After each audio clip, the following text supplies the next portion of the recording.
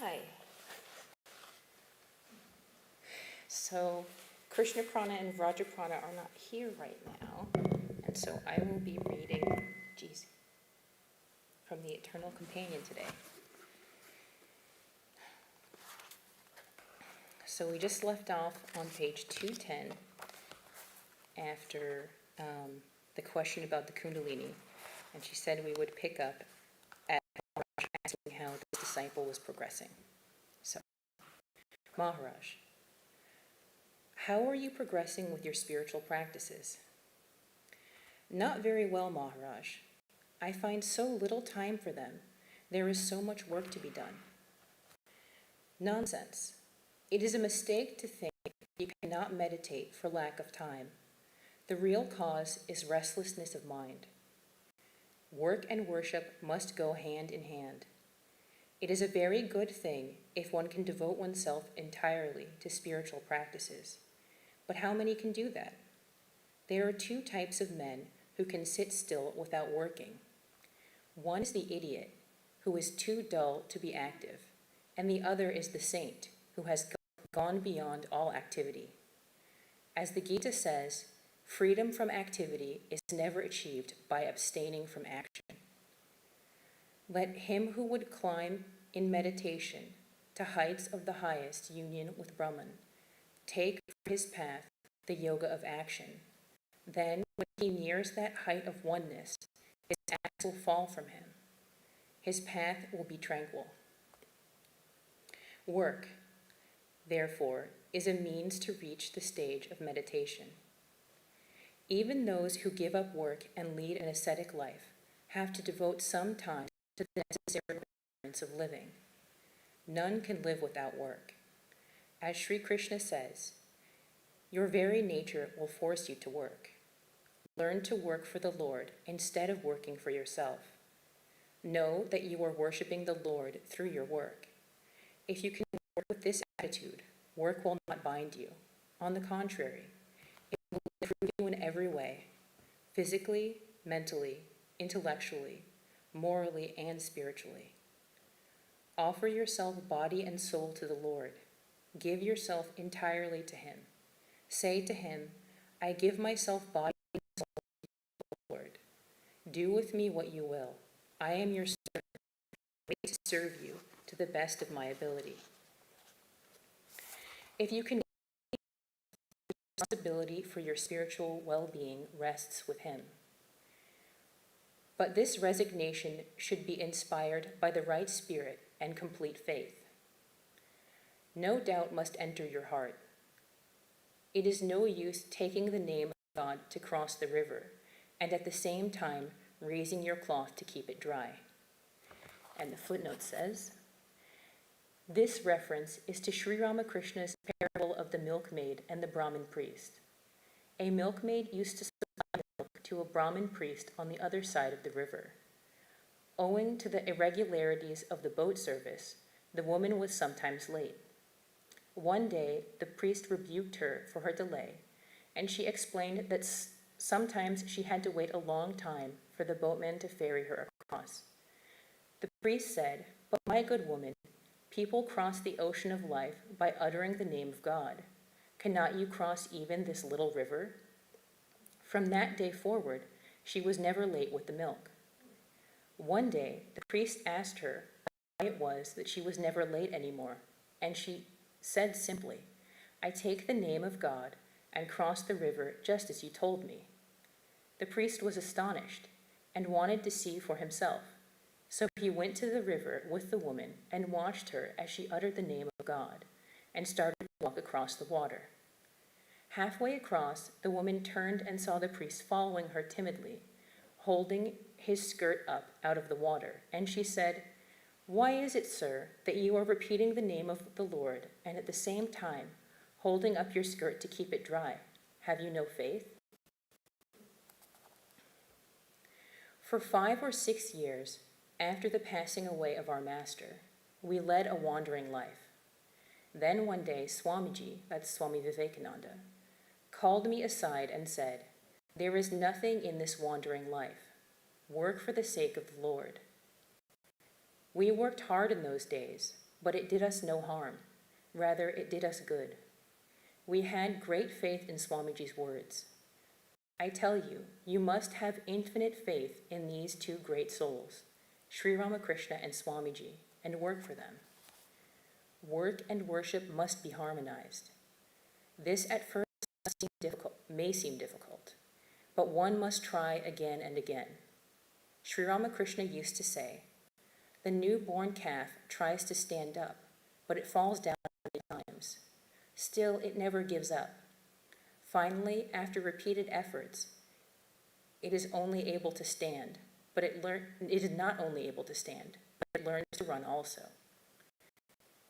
It is excellent for the mind to take up some form of work at the beginning of the spiritual life.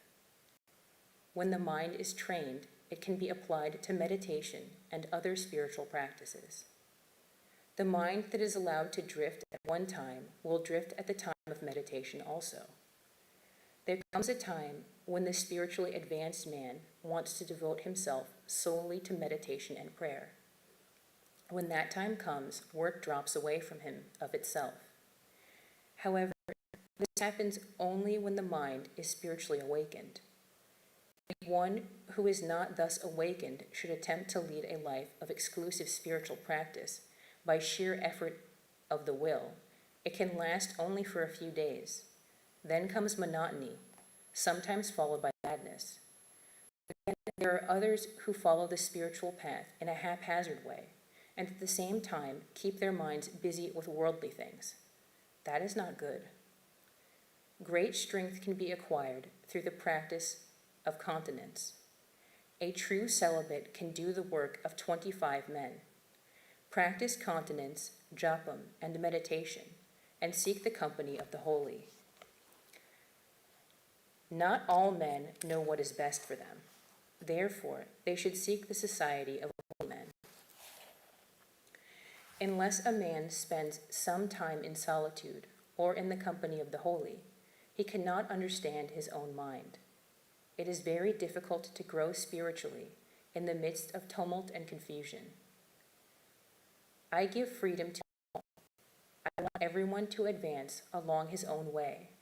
But when I find a devotee who is unable to do this, I come to his aid. Life, eternal life, is before you. What matters it if you devote a few lives to the service of God, even if they are spent in vain? But I tell you, this cannot be. You will see for yourself to what great spiritual heights you will soar through the grace of Sri Ramakrishna. Give up this easygoing life, otherwise it will be impossible for you to perform your spiritual practices properly. No matter what work you do it with your whole heart. That is the secret of work, as Swamiji used to say.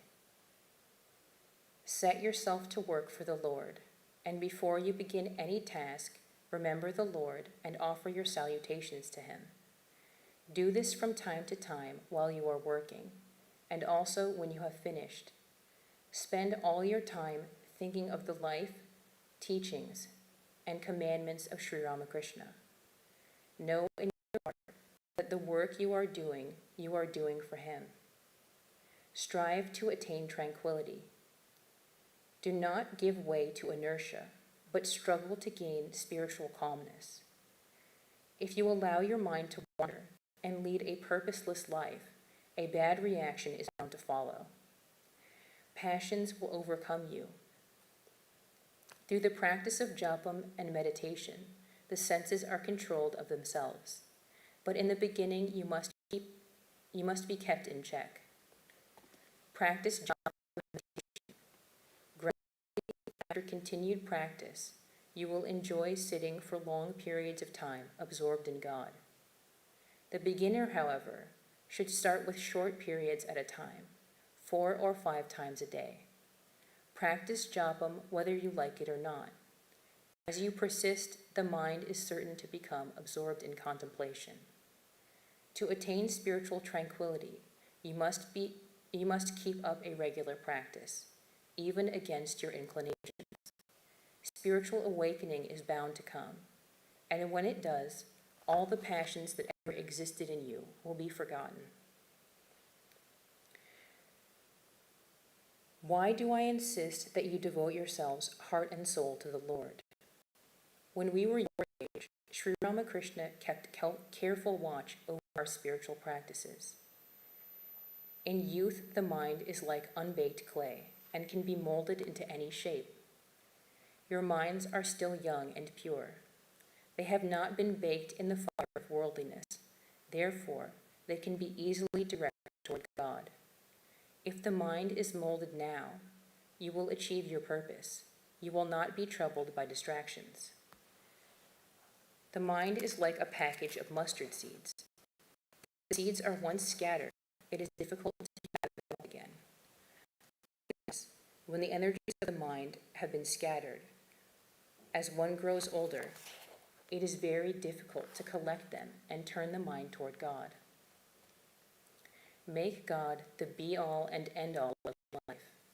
Devote yourself sincerely to realizing Him and be free from all sorrow and pain. You will inherit eternal happiness. Man seeks happiness in the world, but does he find it? In his mad pursuit, he toils hard and runs hither and thither after many objects, only to find shadows after all. His life ebbs, he dies in vain. Leave these fleeting pleasures of the world behind you. Give your mind to God. Be devoted to Him, and you will find real happiness. Devote your mind to the world and to the pleasures of the world, and great will be your suffering. Devote your mind to God, and great will be your joy. No matter what riches you may possess, no matter what prospect you may have for living a happy and prosperous life, you still will not find lasting happiness. Pain follows pleasure, and every action brings its own reaction.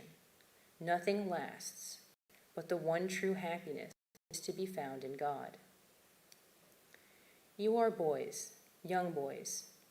Your minds have not yet received any worldly impressions. If you can struggle now, you will be able to escape life's sorrows and miseries. Never forget the ideal of human life. We have not inherited this human birth to waste it in eating, drinking, and sleeping like animals. Since you have been born as a human being, spurn all worldly enjoyments and resolve to realize God. Never waver in your purpose, even if it means to die in the attempt. Enjoy the ecstasy of devotion and spiritual practice now, and then enter the doors of infinite bliss forever. The most important aim in spiritual life is the attainment of God's grace. The breeze of grace is always blowing.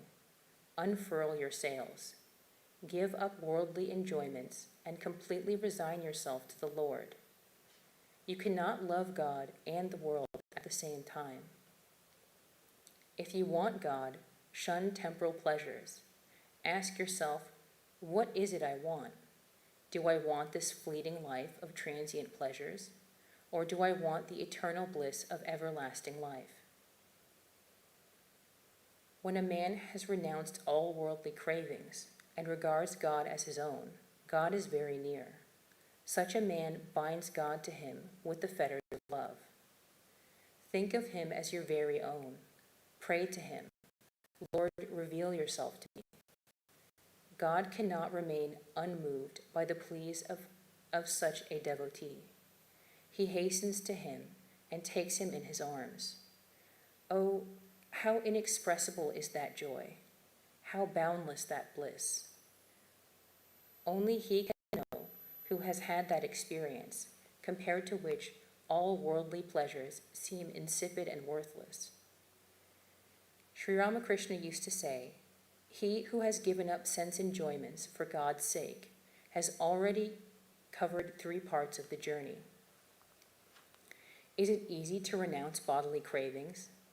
Only if one has God's grace and has practiced severe spiritual disciplines in past lives can he have the strength to renounce the world in this life. Purify your mind so that no worldly desire can arise in it. You have renounced everything and pledged your life to God. But remember, It is very difficult to lead a pure and unsullied life. You may think it is easy, but let me tell you, it is like walking on the sharp edge of a razor. Perfect continence is the sole condition of success in spiritual life, but it is difficult, even impossible to practice absolute purity without love and faith in God. The world is full of temptations which arouse the passions. Every day you will see 99% of these people rushing in mad pursuit of sensual pleasures. Your mind is in constant danger of becoming contaminated. Therefore, you must engage your mind in thinking good thoughts, studying good books, and discussing uplifting subjects. You must spend your time in worship of God, in service to holy men, and in contemplation. This is the only way to mold your character. First of all, be firm in your vow of chastity. Everything else will follow. You cannot live a continent life unless you devote yourself to God, and without continence, realization of God is impossible. Unless you realize God, you will not find happiness, and without happiness, life is vain. Therefore, I beg you, my dear children, struggle, make an effort, and soon you will find faith and devotion awakening within you. You will be blessed by the vision of God, and you will become the heirs of immortal bliss. Maharaj, we have all come here to the monastery with the same ideal and purpose, renouncing our own hearth and home. Why is it then that we cannot live in harmony with one another? Sorry. My child, you must all learn to bear and forbear. Sri Ramakrishna used to say, "He who forbears lives." Even people living in the world have to bear many things. The greatest strength of character is to live in harmony with all. No one can find peace if he hurts another. Never utter one word that would hurt another. Tell the truth, never tell a harsh truth. Look at the many different kinds of people who have come to me. Some are good, some are bad, but I love them all equally. If I shall drive away the weak and the depraved, where would they find refuge? If I pick the wool from a blanket, nothing will be left. It is easy to live in harmony with saints, but real strength lies in living in harmony with all beings. A young disciple decided that he would like to go away to some solitary place and practice austerities. With this intention, he presented himself before Maharaj and asked his permission. When Maharaj heard the boy's intention, he became very anxious and said, "Go and ask Swami Shivananda to come here." The Swami came and seated himself beside Maharaj. Anxiously, Maharaj said, "Look, brother, this boy wants to go away from here to practice austerities. I cannot understand why our boys' minds work in this way. This place has been made holy by the exemplary life of the late Swami Ramakrishna Order. What a wonderful atmosphere he has created in this monastery. Where else could such a holy atmosphere be found? Why did they have to practice austerities? Have we not done all that for them? The trouble is, they do not know their own minds." Turning to the disciple, Maharaj continued, "As long as you think God is there, you will find no peace. When you know and can feel that he is here, pointing to his heart, you will find peace. What is the use of wandering about from place to place? Have you not seen hundreds of such wandering monks? And what have they achieved? Are you to become like them? Swamiji did not want you boys to be like these wandering monks.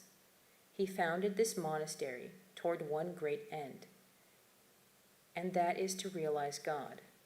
Consider that and try to live your life and mold your character accordingly. The spiritual practices of one single man are enough to make a monastery vibrate with holiness. Oh, what a wonderful spiritual atmosphere there was at the Dakshineshwar temple when Sri Ramakrishna was living there. The moment our boat touched the steps of the landing stage, we felt as if we had reached heaven itself. And what a wonderful love existed between us brother disciples. Between you there is no such sweet relationship. A holy man should be sweet in temperament, and should never speak harshly to anyone. Ah, I remember a holy man I met once in Vrindavan. He was a regular visitor at the temple. For a few days he did not come, and I missed him. When he came again, I asked him the reason for his absence. He explained that he had had a sore foot. One day in the crowd, the foot of another devotee had touched his and temporarily disabled him. I was deeply touched by the way that holy man explained the incident. He did not complain that he had been trampled upon by some careless person. To him, every foot was the Lord's foot, and the Lord had placed his foot upon him. If only you could all be sweet and have love in your hearts, then there would be great harmony. You have to make the Lord the center of all your affections. In this monastery, you have so many opportunities to do Swamiji's work. You cannot always meditate. You are young. This is the time to practice spiritual disciplines. What can you do when you are old? Develop love in your heart, and you will achieve everything. You have become dry. Where is your early enthusiasm? You seem to be quite satisfied with your present condition. But I tell you, do not remain satisfied with yourself as you are now. Contentment with the external conditions, yes, but never be contented with your state of spiritual growth. Become dissatisfied. Try to move ever onward in your search. Do not stop until you have found the diamond mine. And this is another parable. Referring to the parable of Sri Ramakrishna, a woodcutter going into the forest to gather wood met a monk who said, "Deeper into the wood." The woodcutter did as he was told and soon came to a large group of sandalwood trees. He stayed there for a while, and then he began to think, "The monk told me to go deeper into the wood. He did not tell me to stop here." So he continued his journey, and as he went farther and farther into the wood, he discovered first a silver mine, then a gold mine, until at last he came upon a mine filled with diamonds and other precious stones. You have taken refuge in Sri Ramakrishna. You are young and pure. What infinite possibilities are before you? Why do you not try hard to follow our advice and learn to love and do the things we ask you to do? Learn to make your heart and your lips one, and let not your mind deceive you. Swamiji's ideal was liberation for oneself and service to mankind. With one hand, hold to the feet of the Lord, and with the other, do his work. First of all, the mind, which is the ruler of the senses, must be controlled. After that, the mind and the intellect must be merged in the Atman. When you are in the society of holy men, you may think that your passions are dead, but do not be deceived. You are free from passions only after you have attained samadhi. Therefore, be always vigilant until you have transcended the mind. God is, religion is true. These truths are not preached merely to make men moral or to keep an orderly society. God truly is. He is the reality and can be realized. He is true. There is no greater truth than he.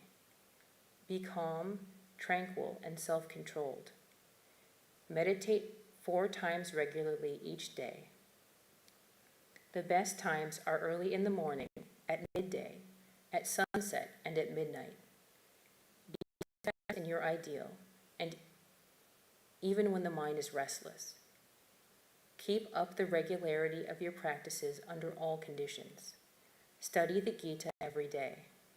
By such study, the mind can be cleansed of all unnecessary thoughts and anxieties. This I know from personal experience. Devote some time every day to self-analysis. Ask yourself, why have I come here? How am I passing my time?